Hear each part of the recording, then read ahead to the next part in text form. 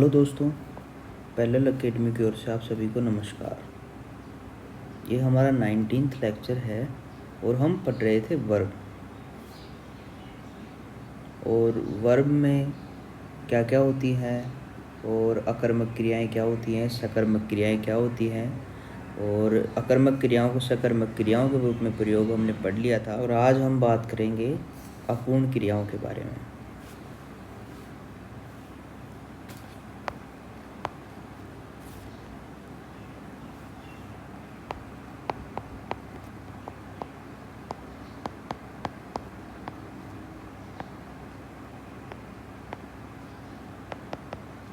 अपूर्ण क्रियाएं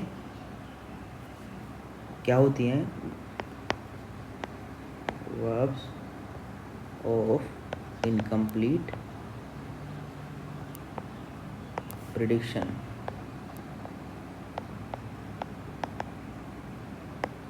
ठीक है, अब मैं दो एग्जाम्पल देता हूँ आपको। पहला है द बेबी स्लीप्स और दूसरा द बेबी सीम्स हैप्पी। अब ये जो पहला सेंटेंस है इसमें द बेबी स्लीप्स यानी बच्चा सोता है, तो इसमें इस स्लीप्स के आगे, इस वर्ब के आगे कुछ भी लिखने की आवश्यकता नहीं है। ठीक है, परंतु इसमें जो दूसरा सेंटेंस है इसमें द बेबी सीम्स हैप्पी यानी बच्चा खुश लगता है।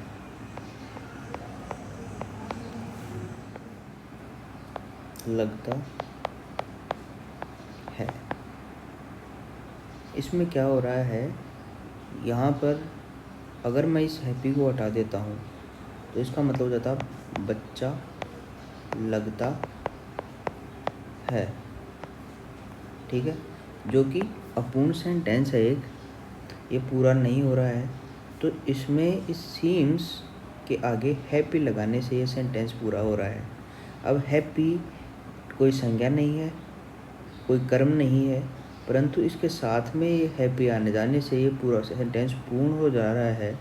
तो ये सीम्स क्या है? सीम्स है वर्ब्स ऑफ वर्ब है एक इनकम्प्लीट प्रेडिक्शन की, यानी अपूर्ण क्रिया है। ठीक है, और ये दोनों क्रियाएं कौन सी होती हैं? अकर्मक क्रिया है। अकर्मक यानी इंट्रांजिटिव।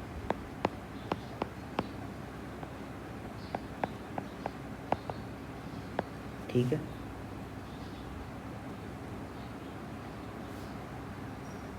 और जो हैप्पी है वो क्या कहलाता है? सबसे पहले हम लिखते हैं सीम्स। सीम्स क्या है? वो वर्ब ऑफ इनकम्प्लीट प्रेडिक्शन है।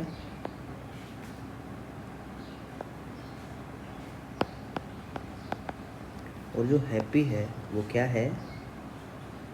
कॉम्प्लीमेंट है। किसका? वर्ब का।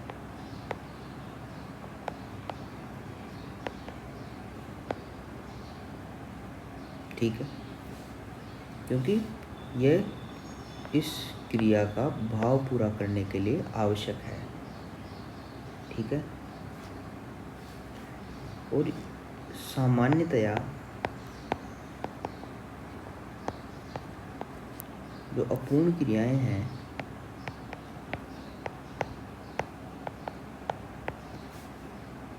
ब्रिंग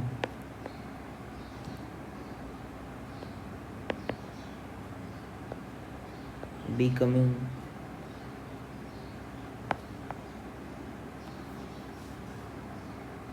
seeming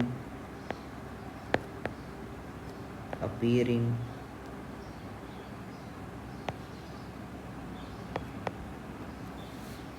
आदि का भाव व्यक्त करती हैं।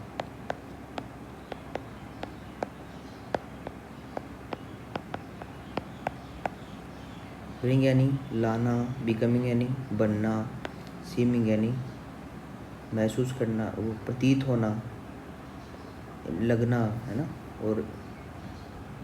और अपीयरिंग यानी प्रकट होना, ठीक है। अपीयरिंग यानी लाना, बनना, सीम यानी प्रतीत होना, और अपीयरिंग यानी प्रकट होना। ऐसे शब्दों का भाव व्यक्त करती है। और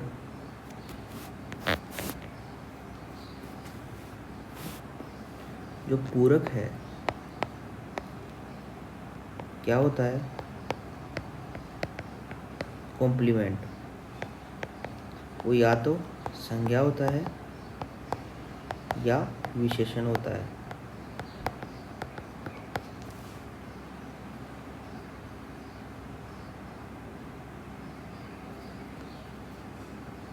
और ये क्या हो गया? अब यहाँ पर संज्ञा का मतलब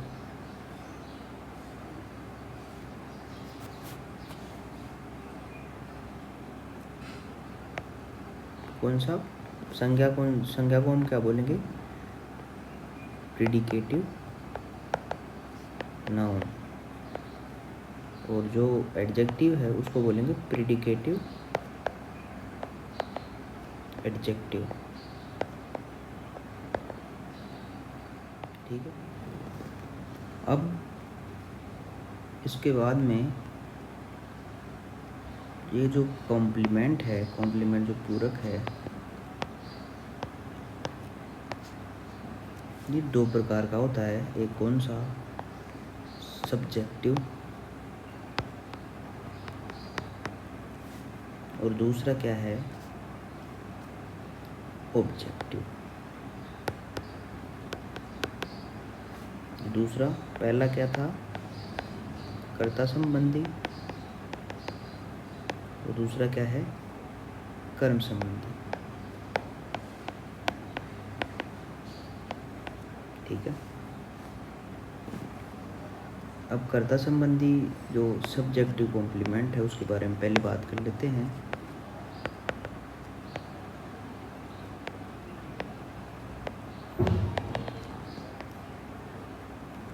ठीक है,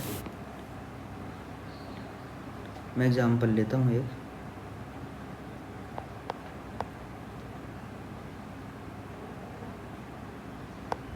द अर्थ इज राउंड, ठीक है। अब यहाँ पर जो अर्थ है और उसके बाद में इज है, इज किसका फॉर्म है? बी क्रिया की फॉर्म है। और इसके बाद में क्या आ रहा है? ये कर्ता आ रहा है, राउंड यानी गोल, ठीक है। तो ये क्या है? सब्जेक्टिव कॉम्प्लीमेंट है। तो इसको क्या बोलेंगे हम? किसके बारे में बात कर रहा है? अर्थ के बारे में बात कर रहा है कि अर्थ गोल है, अर्थ की विशेषता बता रहा है। तो इसमें क्या होगा? ये सब्जेक्टिव कॉम्प्लीमेंट होगा। दूसरा,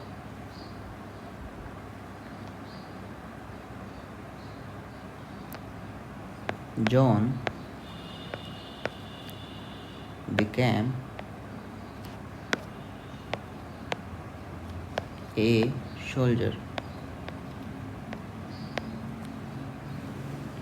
यानी जॉन एक सोल्जर यानी सिपाही बना, ठीक है। अब यहाँ पर जो जॉन है, जॉन बना, अगर हम ऐसा लिखते हैं तो यह अपूर्ण सेंटेंस होता है। तो जॉन के बारे में एक सिपाही, इसका क्या है? इसके बारे में कुछ कहा गया है कि ये सिपाही है। तो ये क्या है? ये एक कर्ताकारक ऑब्जेक्ट, कर्ताकारक कॉम्प्लीमेंट या कर्ता पूरक है, जिसको हम, ये एक नाउन है। क्या है? एक नाउन है। और इससे पहले जो हमने राउंड पढ़ा था, ये क्या था? एडजेक्टिव था, ठीक है। और इसका जो कारक है वो वही होगा जो किसका होगा, कर्ता का होगा। ठीक है। अब इसके बाद में एक और एग्जांपल लेता हूँ मैं। The man seems tired. ठीक है। अब यहाँ पर भी ये इस मैन की ही बात हो रही है कि आदमी क्या है, थका हुआ लग रहा है। तो यह भी क्या है, कर्ता कारक है। ठीक है। इसके बाद में एक और एग्जांपल ले लेते हैं। यू लुक हैप्पी, यानी तुम खुश लगते हो। यहाँ पर भी तुम के बारे में ये बताया गया है कि वो खुश है। ठीक है। ये सभी हो गए किसके एग्जाम्पल, सब्जेक्टिव कॉम्प्लीमेंट के। ठीक है। अब यहाँ पर कुछ जो हैं वो तो हैं, यहाँ पर ये एडजेक्टिव है, ये भी एडजेक्टिव है, और बाकी जो एक लिखा था वो नाउन लिखा था। तो अगर वो नाउन लिखा था उसके बारे में लिख लेते हैं। अगर सब्जेक्टिव कॉम्प्लीमेंट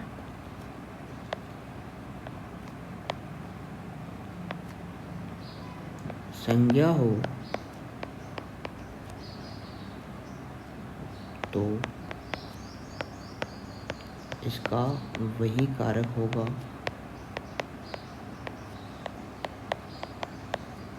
जो कर्ता या सब्जेक्ट का है। ठीक है। अर्थात कौन सा कारक होगा, इसका भी कर्ता कारक। ठीक है।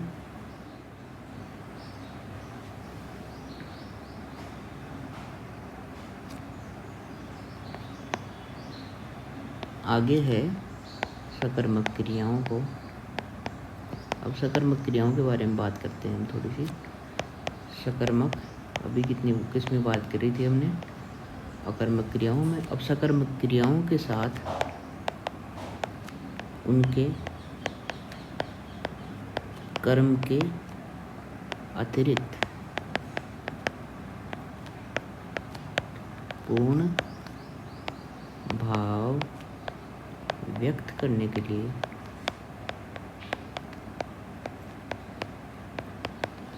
किसी पूरक की आवश्यकता होती है।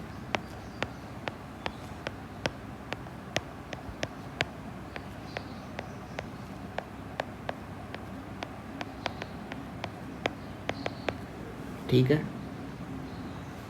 ये पूरक यानी कॉम्प्लीमेंट, ये सकर्मक क्रियाओं में भी लगता है।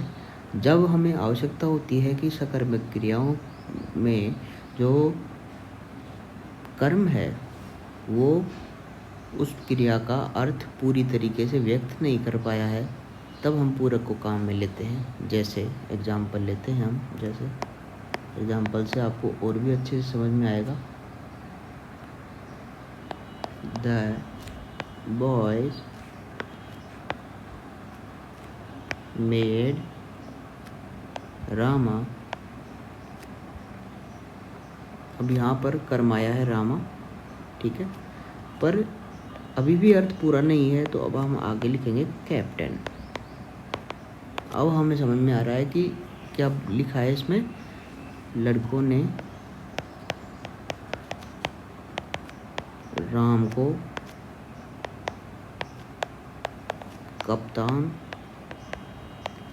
बना दिया। ठीक है।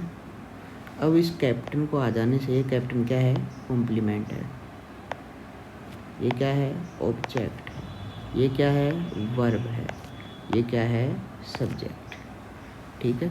तो कॉम्प्लीमेंट के आ जाने से इसका अर्थ पूरा हो जाता है। एक और ले लेते हैं, हिज पेरेंट्स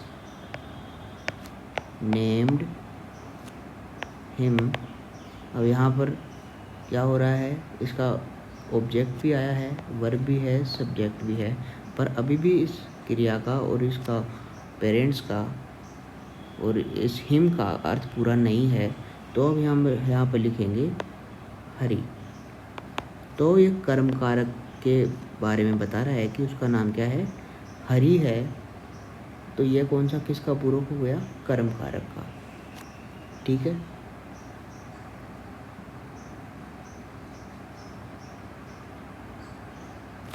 एक और एग्जाम्पल ले लेते हैं। एक्सरसाइज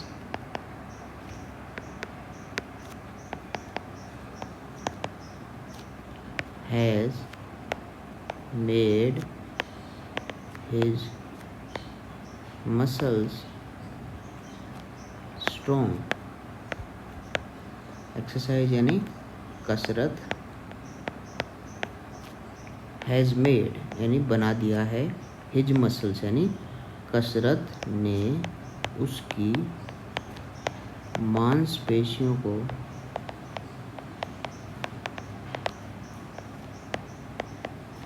यहाँ पर स्ट्रॉन्ग हमने लिखा है, तो ये किसके बारे में बात कर रहा है, इस मसल्स के बारे में बात कर रहा है ना। तो मांसपेशियों को मजबूत बना दिया है।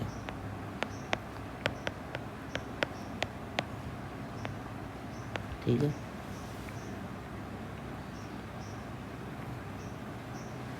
तो यहाँ पर जो स्ट्रॉन्ग है वो क्या है, कॉम्प्लीमेंट।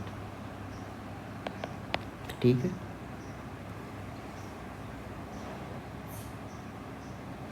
अब यहाँ पर अगर जो कॉम्प्लीमेंट है किसकी व्याख्या कर रहा है, ऑब्जेक्ट की व्याख्या कर रहा है, तो इसको क्या बोलेंगे हम, ऑब्जेक्टिव कॉम्प्लीमेंट। ठीक है, ये ऑब्जेक्टिव कॉम्प्लीमेंट की बात हो गई। ये कहाँ पे शुरू की थी हमने, यहाँ पर।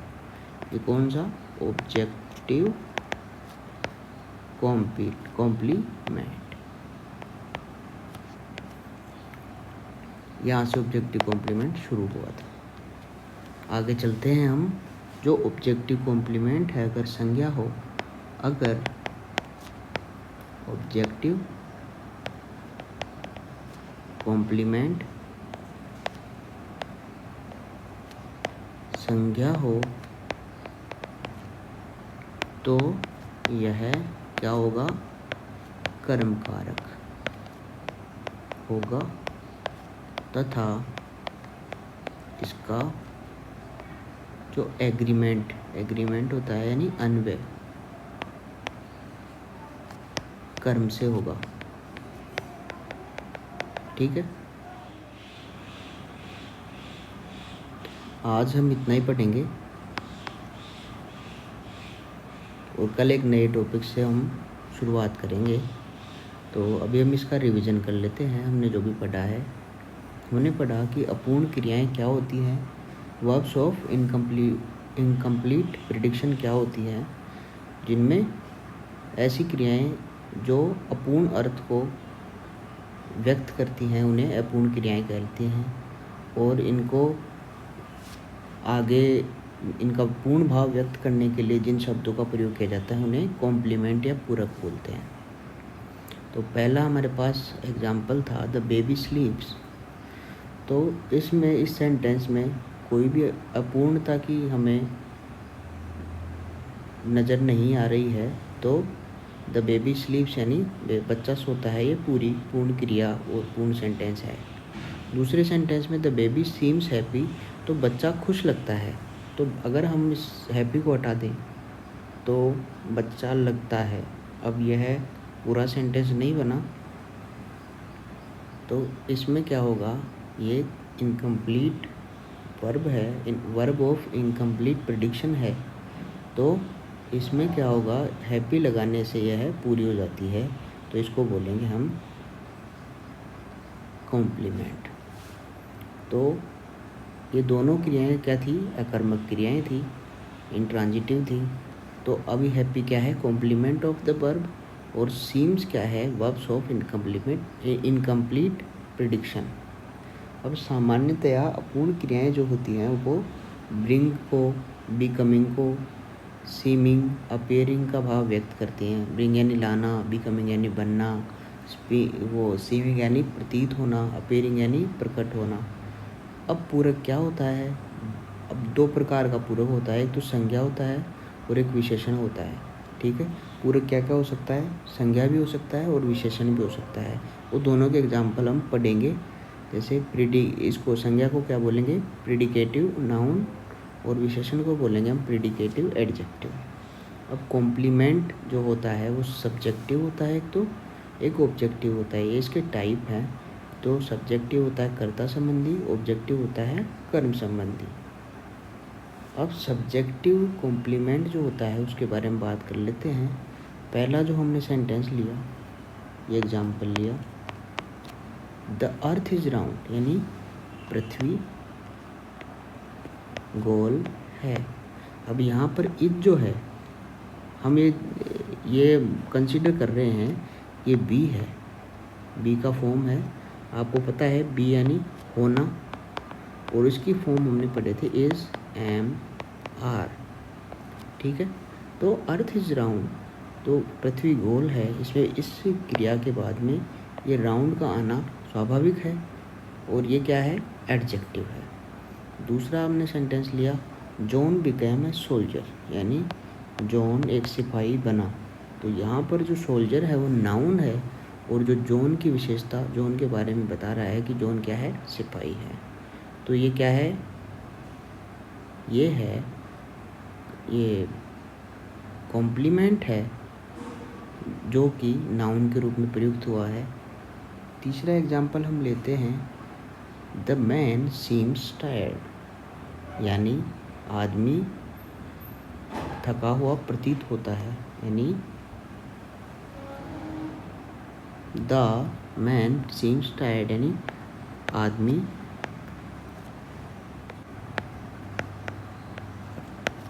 थका हुआ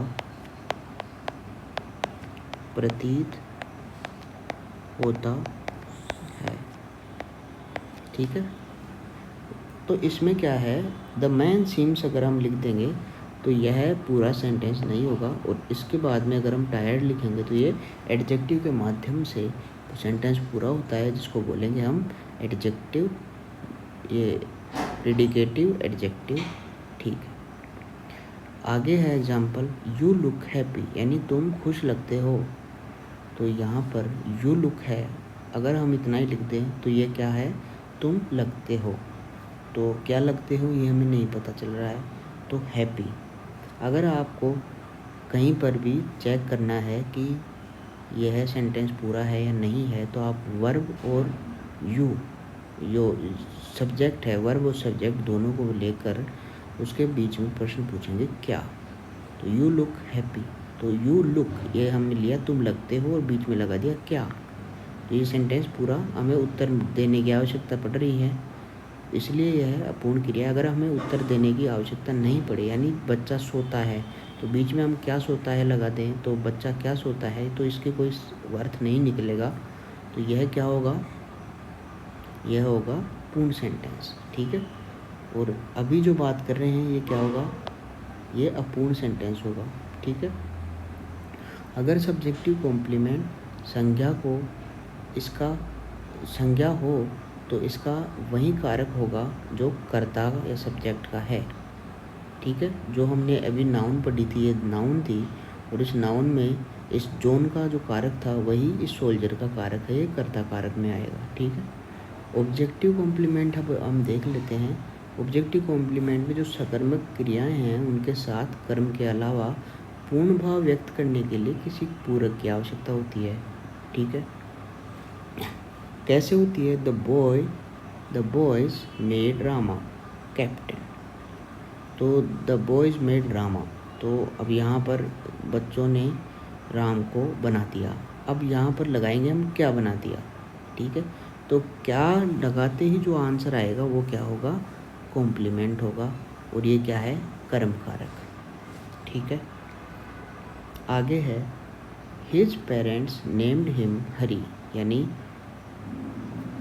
उसके माता पिता ने